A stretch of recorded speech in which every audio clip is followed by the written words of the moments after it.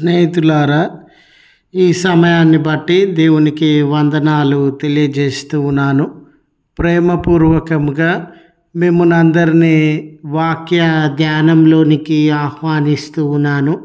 భయపడక మాటలాడుము అనే ఆలోచనను మీతో కూడా పంచుకోవడానికి ఇష్టపడుతూ ఉన్నాను కనుక దేవుని యొక్క వాక్యమును మీరు ముగింపు వరకు ఆలకించాలని మీ కుటుంబ సభ్యులతోనూ తోటి విశ్వాసులతోనూ ఈ వీడియో షేర్ చేసుకోండి. వారు కూడా దేవుని యొక్క వాక్యము విని ఆధ్యాత్మికంగా బలపడడానికి సహాయము చేయవలసినదిగా మనవి.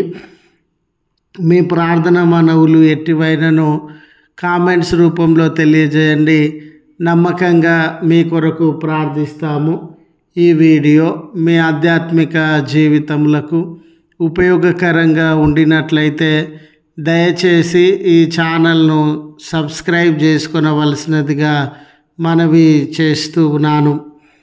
లేఖనము, భయపడక మాటలాడుము, నేను నీకు తోడై ఉన్నాను. అపోస్తుల కార్యములు 18వ అధ్యాయము 9వ వచనము. స్నేహితులారా, మన పెద్దలు ఉన్న మాట అనొద్దు, ఊర్లో ఉండొద్దు అనే నానుడి మనకు తెలియజేసినటువంటి వారు. ఉన్నమాట అంటే ఊర్లో ఉండలేం. చూడండి ఎలాంటి దినాలలో మనము ఉన్నామంటే, ఎవరి ముందు వారి మాట మాట్లాడాలి, ఎవరికి నచ్చినట్లుగా వాళ్ళ ముందు మాట్లాడాలి, నటిస్తూ వాళ్ళతో సమాధానంగా మాట్లాడాలి. ఈ రీతిగా ఎవరి ముందు వారి మాట మాట్లాడి నటించే వాళ్ళనే అందరూ గౌరవించే దినాలలో ఉన్నాం. ఈ నటనతో కూడిన మాటలను తెలియజేసేటటువంటి వారినే అందరూ నమ్మేటటువంటి దినాలలో ఉన్నాం. చూడండి, ఉన్నది ఉన్నట్లుగా మాట్లాడే వాళ్ళన్నా, ముక్కుసూటిగా తెలియజేసే వాళ్ళన్నా, ఉన్నది ఉన్నట్లుగా బోధించే వాళ్ళన్నా మనకు ఇష్టము లేదు. ఉన్నది ఉన్నట్లుగా మాట్లాడేటటువంటి వారు ఈ దినాన అందరి దృష్టిలో శత్రువులుగా మిగిలిపోతూ ఉన్నారు. మనుషుల యొక్క మనస్తత్వం ఏ రీతిగా ఉంది అంటే, సత్యాన్ని వాస్తవాన్ని గ్రహించే మనసు స్థితి మనుషులలో లేదండి. సత్యాన్ని సత్యంగా, వాస్తవాన్ని వాస్తవంగా ఒప్పుకునే పరిస్థితి కూడా మనుషుల మధ్య లేదండి. మనుషులందరూ కూడా ఎవరి దృష్టిలో వాళ్ళే నీతిమంతులలాగా కనబరుచుకొనుచు ఉన్నారు.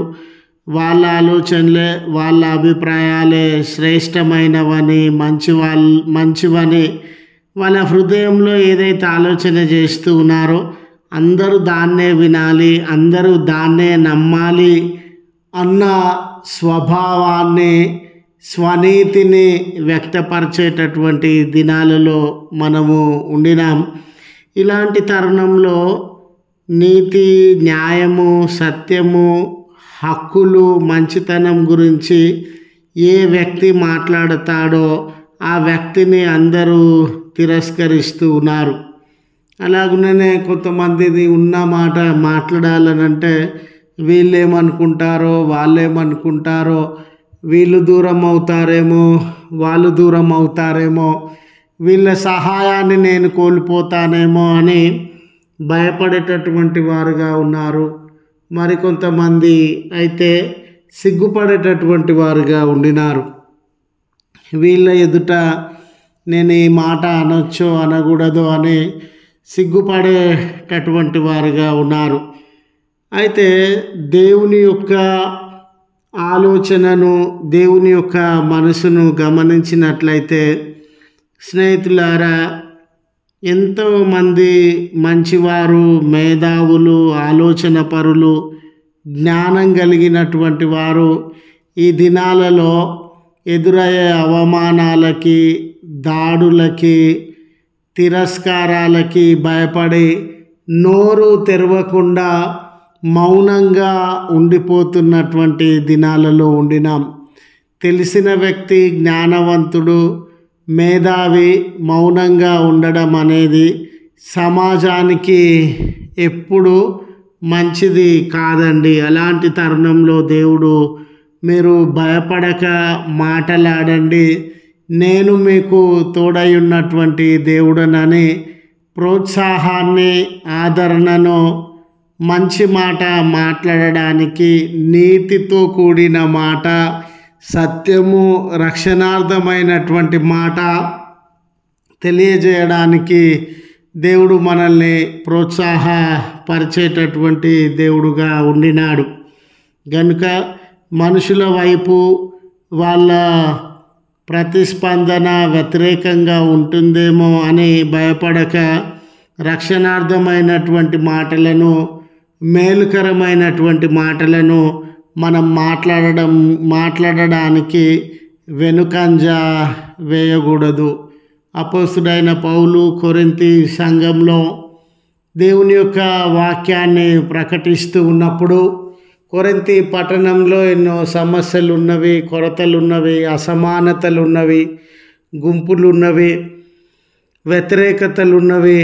వాటన్నిటి మధ్య ఆయన సత్యాన్ని, నీతిని, సమాధానాన్ని ప్రకటన చేస్తూ ఉన్న సందర్భంలో ఎంతోమంది ఆయనను వ్యతిరేకించినారు, కించపరిచినారు, అవమానకరంగా తూలనాడినటువంటి వారుగా ఉన్నారు.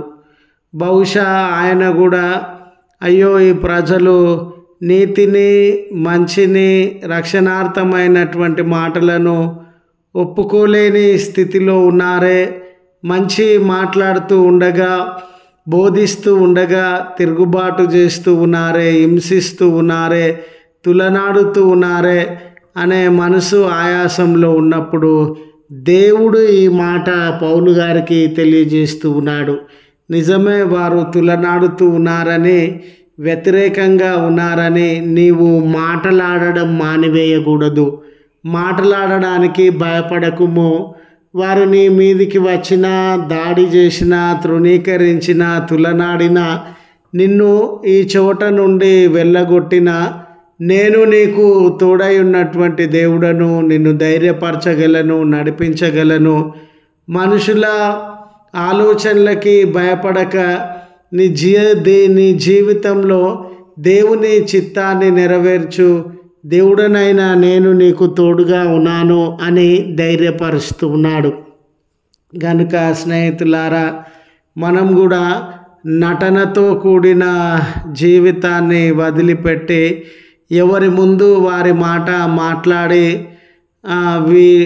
వాళ్ళు చెడు అభిప్రాయాలతో ఉన్న, ఆలోచనలతో ఉన్న పనికిరాని కార్యములను, అనేకులకు ఇబ్బందిని, కష్టాన్ని కలుగజేసే కార్యములను ప్రారంభిస్తూ ఉన్న సార్ మీరు కరెక్టే చేస్తూ ఉన్నారు, మీ ఆలోచన గొప్పది, మీలాంటి ఆలోచన ఎవరికి రాదు, మీ తలాంపులు ఉన్నతమైనటువంటివి అని అనవసరమైన మెచ్చుకోలు మాటలు మాట్లాడకుండా ఏది సత్యమో, ఏది మంచిదో, ఏది ప్రయోజనకరమైనదో, ఏది రక్షణార్థమైనదో ఆ మాటలను మాత్రమే మాట్లాడుచు అనుమతించవలసినదిగా, ప్రోత్సాహపరచవలసినదిగా మనవి చేస్తూ ఈ మాటలను ముగిస్తూ ఉన్నాను. ప్రార్థించుదము.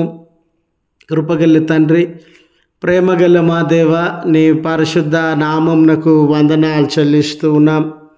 చాలామంది తమ ముఖానికి ముసుగులు వేసుకొని ఎవరి ముందు వారి మాటనే మాట్లాడుతూ ఎవరి పనికి, ఆలోచనలకు సంబంధించి అనువుగా మీరు గొప్పవారని అబద్ధపు మాటలు మాట్లాడుతూ ఏదో మేలు కోరుతూ ఉన్న దినాలలో మేము ఉండినాం. సత్యానికి, వాస్తవానికి, రక్షణార్థమైన మాటలకి, నీతి న్యాయములతో, మంచితనంతో కూడిన మాటలకి దూరమైన సమాజంలో వాటిని మాట్లాడేటటువంటి వారు అణచివేతలకి, దాడులకి, వేదనలకి భయానికి లోనవుతూ ఉన్న దినాలలో మేముండినామయ్యా. మీరు భయపడకండి, మాట్లాడండి అనే జ్ఞాపకం చేస్తున్నటువంటి దేవుడవుగా ఉన్నావు గనుక మంచిని, రక్షణార్థమైన విషయములను, నీతి న్యాయములతో కూడిన విషయములను మాట్లాడడం విషయంలో వెనుకంజ వేయకుండా మీ ఆదరణ తోడును అనుభవించి నీతి పక్షాన నిలువబడడానికి, మాట్లాడడానికి మమ్మల్ని అందరినీ ధైర్యపరచుమని బ్రతిమాలుకొనుచున్నాం. ఈ ప్రార్థనలో ఏకీభవించుచు ఉన్న నీ ప్రియబిడ్డలను, కుటుంబములను మీ హస్తములతో ధైర్యపరిచి, ఎవరి జీవితంలో ఏ కొరత, కష్టము, కన్నీరు, బాధ ఉండినదో దూరపరిచి వారికి, వారి కుటుంబములకు మేలు దయచేయమని, మీ కార్యములను గొప్పగా జరిగించుమని, ఈ దినాన శుభ దినమని, మేలుకరమైన దినమని కృతజ్ఞతలను తెలియజేస్తూ వారి జన్మదినములను, వెడ్డింగ్ యానివర్సరీలను గుర్తు చేసుకొనుచున్న కుటుంబముల పైన, వ్యక్తులపైన మీ దీవెనలను కుమ్మరించి సుదూర ప్రయాణముల కొరకు సిద్ధపడుతూ ఉన్న బిడ్డల ప్రయాణం అంతటిలో మీ భద్రత దయచేయమని క్రీస్తు పేరట వేడుకొనుచు ఉన్నాము తండ్రి. ఆమెన్. తండ్రి, కుమార, పరిశుద్ధాత్మ త్రియేక దేవుని దీవెన మనకు తోడై ఉండి మనలను కాపాడునుగాక. ఆమెన్.